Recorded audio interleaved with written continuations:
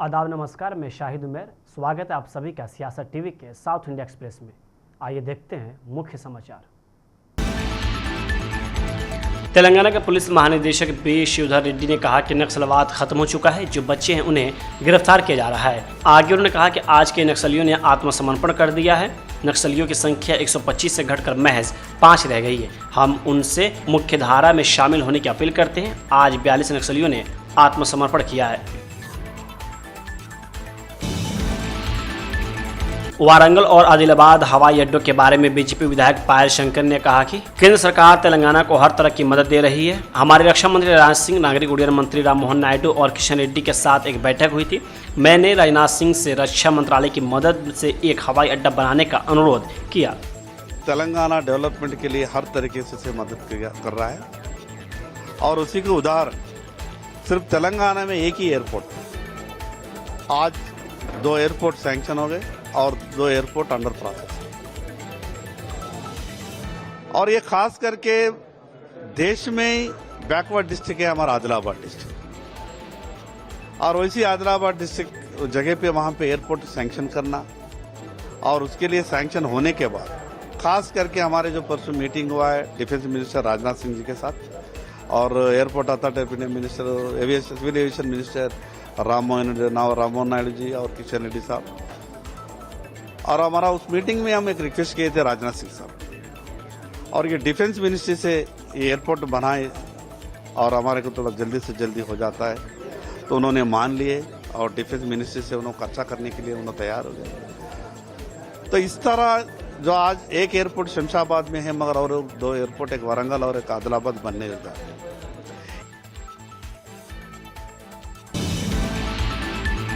जनगणना 2026 के लागू होने के संबंध में टीपीसीसी प्रमुख महेश कुमार गौड़ ने कहा कि जातीय जनगणना के मुद्दे पर बीजेपी अपने रुख से हट गई है।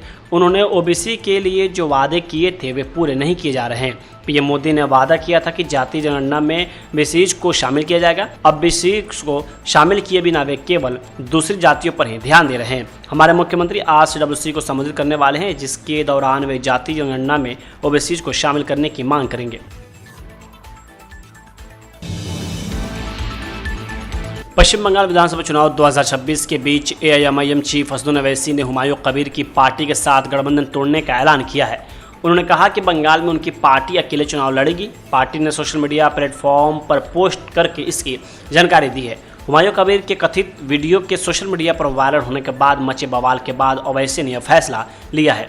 एआईएमआईएम ने सोशल मीडिया प्लेटफॉर्म एक्स पर पोस्ट कर लिखा, हुमायूं कबीर के खुलासों ने बंगाल के मुसलमानों की असुरक्षा को उजागर किया है। एमआईएम ऐसे किसी भी बयान का समर्थन नहीं कर सकती जिससे मुसलमानों की गरिमा पर सवाल उठे।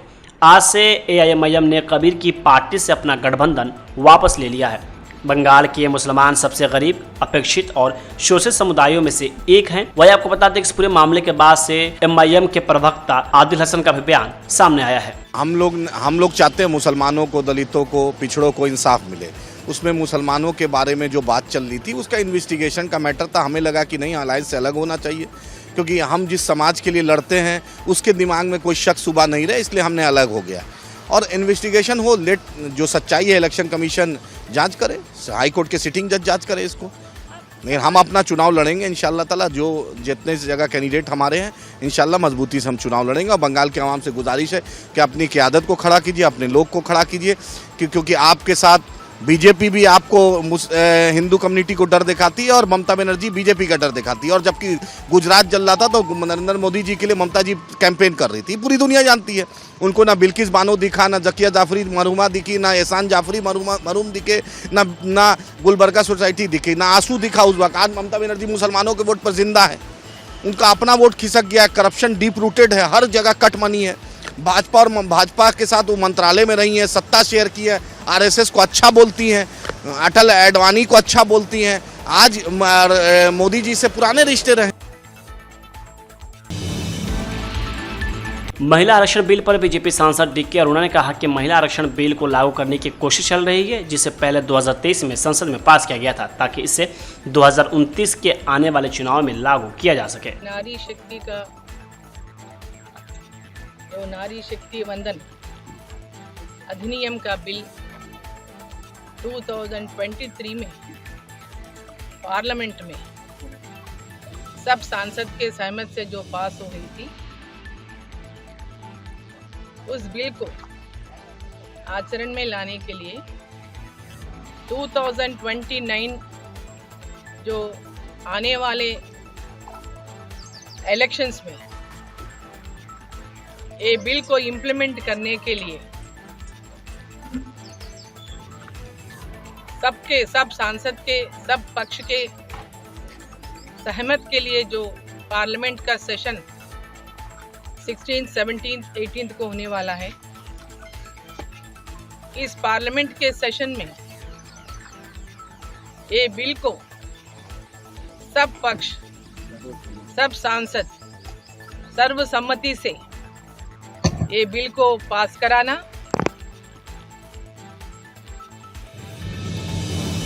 तेलंगाना जागृति की संस्थापक के कविता ने आज कहा कि ग्रेटर हैदराबाद म्युनिसिपल कॉर्पोरेशन में भारी लूट मची हुई है, जिसके लिए मुख्यमंत्री जिम्मेदार हैं। आगे उन्होंने कहा कि बिना किसी टेंडर के सिर्फ नॉमिनेशन के जरिए लगभग 1118 करोड़ रुपए के काम दिए गए हैं। यह सिलसिला कांग्रेस के ज़माने में शुरू हुआ था और तब से अब तक जारी है।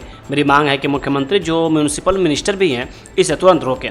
हर प्रोजेक्ट चाहे वह छोटा हो या बड़ा, एक सही टेंडर प्रक्रिया से गुजरना चाहिए। टेंडरिंग पहली प्राथमिकता होनी चाहिए और जनता के पैसे के खर्च की जवाबदेही सबसे बड़ी प्राथमिकता होनी चाहिए। कांग्रेस नेता पवन खेड़ा को बड़ी राहत मिली है। तेलंगाना उच्च न्यायालय ने आज उनको 1 सप्ताह के लिए अग्रिम जमानत दे दी है। यह मामला असम के मुख्यमंत्री हेमंत बिस्वा शर्मा की पत्नी रिनिका भुयान शर्मा द्वारा दर्ज कराई गई एफआईआर से जुड़ा है, जिसके खिलाफ कथित तौर पर मनहानिकारक और दुर्भावनापूर्ण आरोप लगाने के लिए दर्ज किया गया था। उन्होंने असम पुलिस के उनके खिलाफ दर्ज मामले में गिरफ्तारी से अंतरिम सुरक्षा की मांग की थी। एक रिपोर्ट के मुताबिक जस्टिस के सुजाना ने फैसला देते हुए कहा कि याचिकाकर्ता को संबंधित कोर्ट में आवेदन दाखिल करने के लिए 1 सप्ताह का समय दिया जाता है। याचिकाकर्ता को 1 सप्ताह की राहत कुछ शर्तों के तहत दी जाती है। तेलंगाना हाई कोर्ट ने गुरुवार को कांग्रेस नेता पवन खेड़ा की उस याचिका पर अपना आदेश सुरक्षित रख लिया था। खेड़ा की ओर से पेश वकील अभिषेक मनु सिंघवी ने अदालत में दलील दी। असम पुलिस की ओर से पेश होते हुए असम के एडवोकेट जनरल देवजीत सैकिया ने हैदराबाद में अग्रिम जमानत याचिका की स्वकीयता को चुनौती दी है। आज सुबह करीब 10 बजे हैदराबाद के पंजागुट्टा इलाके में स्थित Nizams institute of medical sciences अस्पताल में एक छोटी सी आग लगी। इंस्टीट्यूट की पार्किंग में जमा कूड़े में आग लगने के बाद लपटें तेजी से फैल गई। अस्पताल के कर्मचारियों ने तुरंत कार्रवाई की और आग बुझाने में मदद की, जबकि एक पुलिस वाहन और दमकलकर्मी घटनास्थल पर तुरंत पहुंच गए। इस घटना में किसी के घायल होने की कोई भी खबर नहीं है और न ही आग से किसी गाड़ी को कोई नुकसान पहुंचा। दमकल विभाग के अधिकारियों ने बताया कि किसी वजह संभवतः लापरवाही से धूम्रपान करना था, जिसमें सिगरेट को कूड़े के ढेर पर फेंक दिया गया था और आग लग गई। आंध्र प्रदेश के अल्पसंख्यक मोर्चा के अध्यक्ष सैयद बादशाह ने कहा कि हाल ही में 3 राज्यों केरल, असम और पुडुचेरी में हुए चुनाव में मतदाताओं की भागीदारी काफ़ी ज़्यादा रही। कई युवा और पहली बार वोट डालने वाले मतदाताओं ने इसमें हिस्सा लिया, जिनमें से लगभग 20 लाख लोगों ने पहली बार वोट डाला। 3 स्टेट के चुनाव में अच्छे तरह से वोट का शेयर ज़्यादा हो गया। स्पेशल होने केरला, असम, पुडुचेरी में। केरला में ये बार जो पढ़े लिखे बच्चे वोट पहला बार यूज़ कर रहे हैं, नियर बाई 3 स्टेट्स में 20 lakhs अबव पीपल वोट डालने के वास्ते नए फर्स्ट टाइम वोट डालने के वास्ते आए थे। ये अच्छे परिणाम है। किस लिए बोले तो नौजवान आको वोट डाले तो डेवलपमेंट होएगा, डेवलपमेंट हुआ तो वो स्टेट डेवलप होएगा, स्टेट डेवलप हुआ तो कंट्री डेवलप होएगा। इस तरह से 3 स्टेट्स में भी अच्छे तरह से वोटिंग किया। असम में आके 86%, पुदुचेरी में आके रजिस्टरी रिकॉर्ड है 91% है फीमेल है, 89% आके मेल है। ऐसा वोट बढ़ा के रात को 8 बजे तक वोट डालते रहते हैं आदमी। इस तरह से 3 स्टेट्स में अच्छा तरह से रिजल्ट आएगा। ये संकेत है बीजेपी गवर्नमेंट फॉर्म करने के वास्ते एक खुशखबरी है। इस बार 3 स्टेट्स में भी बीजेपी गवर्नमेंट आएगी और डबल इंजन सरकार आने के बाद डेवलपमेंट क्या करेंगे दिखाने के वास्ते हमारे मोदी जी रेडी से है। असम के मुख्यमंत्री हेमंत बिस्वा शर्मा के बयान पर मंत्री प्रियांक खड़गे ने कहा कि मुझे लगता है कि हेमंत बिस्वा शर्मा भूल गए हैं कि वह कभी कांग्रेस में थे, यही प्रशिक्षित हुए थे, हमारे ही हिस्सा थे। उस समय विचारधारा ठीक थी, कांग्रेस जो भी कहती थी वह ठीक था और राहुल गांधी भी ठीक थे। अब अपने परिवार को ईडी और एमईए से बचाने के लिए वह बीजेपी में चले गए। यह बिल्कुल साफ है। पवन खेड़ा द्वारा लगाए गए आरोपों का वह जवाब क्यों नहीं दे रहे हैं? खरगे को बीच में क्यों लाया जा रहा है? ये वही लोग हैं जो बांग्लादेशियों को अंदर आने दे रहे हैं, सरकारी फंड को दूसरी तरफ मोड़ रहे हैं, अलग अलग पासपोर्ट रख रहे हैं और फिर आप उम्मीद करते हैं कि कांग्रेस इसका जवाब दे। इन दिनों कांग्रेस के अध्यक्ष मल्लिकार्जुन खड़गे और उनके बेटे प्रियांक खड़गे लगातार बीजेपी के साथ साथ आरएसएस पर निशाना साध रहे हैं। इसी बीच उनके बयान को लेकर बीजेपी के विधायक महेश का बयान सामने आया, जिसमें उन्होंने खड़गे पे निशाना साधा है। देखिए, ये तो मल्लिकार्जुन खड़गे जी और प्रियंक खड़गे जी को दोनों को क्या हुआ पता नहीं है। एक मेरे को लगता है मल्लिकार्जुन खड़गे जी एज की वजह से थोड़ा बोलने के लिए अभी तैयार कर रहे हैं, ऐसा बोलने के लिए भी लगता है। और ये तो समझ लेना चाहिए, आपका ये जिहादी मनस्थिति जो है ना, ये आप लोगों का ये पहला उतारने का काम कर रहा है। आप दोनों इतना बड़े बड़े बात करते हैं। जब भी अभी कल पीयूसी का रिजल्ट आया, आपका डिस्ट्रिक्ट का क्या हाल है? आप लोग पूरा देश का बारे में बताना चाहते हो, स्टेट के बारे में बताना चाहते हो, बहुत बहुत बड़े बात करते हो, लेकिन आपका डिस्ट्रिक्ट का रिजल्ट क्या है? एक अच्छा हुआ 30 है, 31 नहीं गया इसका। इतना बदतर हालत आपका डिस्ट्रिक्ट का है, कुछ भी। तमिलनाडु के मुख्यमंत्री एम के स्टालिन ने आज कहा कि तमिलनाडु झुकेगा नहीं और राज्य के अधिकारों या समूहवाद पर कोई समझौता नहीं होगा। उन्होंने आगे कहा कि उनकी सरकार गरिमा और आत्मसम्मान के लिए खड़ी है और किसी भी प्रकार के थोपे जाने के खिलाफ है। साथ ही जनहितैषी, कल्याणकारी और समावेशी शासन के साथ विकास के लिए प्रतिबद्ध है। उनकी टिप्पणियां तमिलनाडु विधानसभा चुनाव से पहले आई है, जिनके लिए 23 अप्रैल को एक ही चरण में मतदान होगा और मतगणना 4 मई को होगी। सोशल मीडिया प्लेटफॉर्म एक्स पर एक पोस्ट में स्टालिन ने लिखा कि तमिलनाडु झुकेगा नहीं, राज्य के अधिकारों या संघवाद पर कोई समझौता नहीं होगा, गरिमा और आत्मसम्मान के लिए हाँ, जन केंद्रित, कल्याणकारी और समावेशी शासन के साथ विकास के लिए प्रतिबद्ध। तमिलनाडु विधानसभा चुनाव से पहले ईसाई अल्पसंख्यक प्रतिनिधियों ने डीएमके और उसके गठबंधन को अपना समर्थन दिया है। सीएसआई जायोन चर्च के चेयरमैन राजा फ्रीमैन ने डीएमके के प्रति अपना समर्थन व्यक्त करते हुए कहा कि ईसाई और अल्पसंख्यक समुदाय सत्ताधारी पार्टी के साथ खड़े हैं और तमिलनाडु में उसके निरंतर शासन की उम्मीद करते हैं। एक मीडिया से बात करते हुए फ्रीमैन ने कहा कि आज हम यहां डीएमके पार्टी के प्रति अपना समर्थन दिखाने के लिए एकत्रित हुए हैं। हम उम्मीद करते हैं कि डीएमके सरकार हमारे मुख्यमंत्री को फिर से स्थापित करेगी ताकि वे 7वीं बार अपने सीट हासिल कर सकें। ईसाई समुदाय और अल्पसंख्यक समुदाय डीएमके पार्टी के कार्यों का समर्थन करेंगे। थूथुकुडी से टीवीके के उम्मीदवार श्रीनाथ ने कहा कि हमारे पास थलापति विजय जैसा एक ज़बरदस्त नेता है, मैं उनका सबसे अच्छा दोस्त हूं। उन्होंने मुझे यह निर्वाचन क्षेत्र इसलिए दिया क्योंकि मेरा जन्म यहीं हुआ था और मैं थूथुकुडी का ही रहने वाला हूं। यहाँ के लोगों को मेरे साथ एक भावनात्मक जुड़ाव है। मैं अपने नेता के आदेश पर पूरे दिल से यहाँ प्रचार कर रहा हूँ। आगे उन्होंने कहा कि लोगों का रिस्पांस बहुत बढ़िया है। मेरे नेता के लिए और मेरे लिए लोगों का प्यार बरस रहा है। मेरी पार्टी की सबसे बड़ी ताकत मेरे नेता हैं, वह हमारी पहचान है। इसलिए मेरे साथ उनका जो भावनात्मक जुड़ाव है वह हर तरफ फैल रहा है। अपने दोस्त के लिए विजय का यहाँ प्रचार करना थूथुकुडी में बहुत बड़ा असर डालेगा।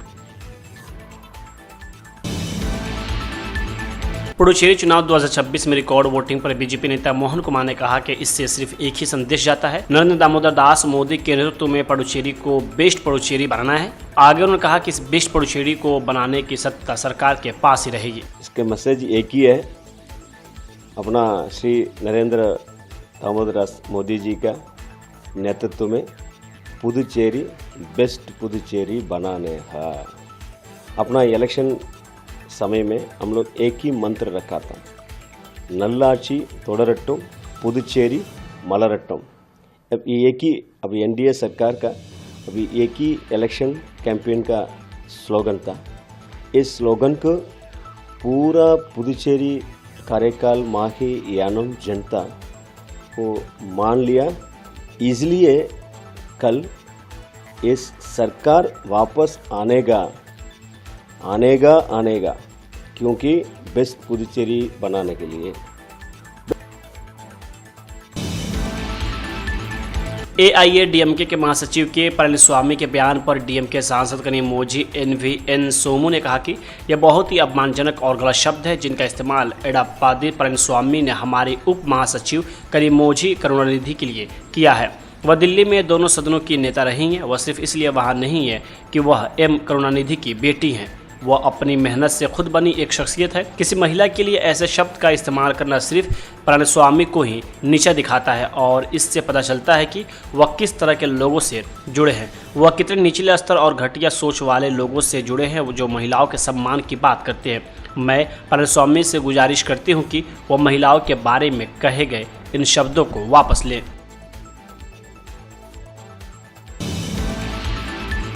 AJUP के संस्थापक हुमायूं कबीर के वायरल वीडियो पर कांग्रेस नेता विजय वडेट्टीवार ने कहा कि ध्रुवीकरण के लिए हिंदू मुस्लिम करना उनका एजेंडा है। जिन्हें विकास के नाम पर वोट नहीं मिलते वे मंदिर मस्जिद भारत और पाकिस्तान के नाम पर वोट पाने की कोशिश करते हैं। वे चीन का नाम लेने से डरते हैं। अवैसी की भूमिका बीजेपी का समर्थन करना है। पोलराइजेशन के लिए हिंदू मुस्लिम ये तो एजेंडा है। इनको डेवलपमेंट के नाम से वोट की भीख नहीं मिलती। वो मंदिर मस्जिद के नाम से भारत पाकिस्तान चाइना का नाम लेने के लिए इनकी फटती है, वो तो लेते नहीं।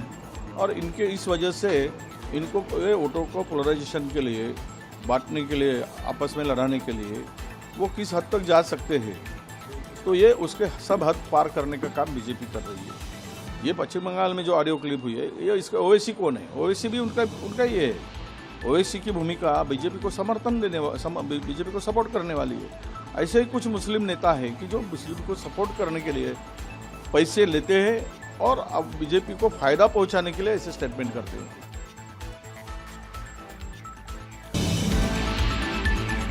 साउथ इंडिया एक्सप्रेस यही होता है समाप्त। मुझे दे अब इजाज़त। बाकी खबरों के लिए बने रहें सियासत टीवी के साथ।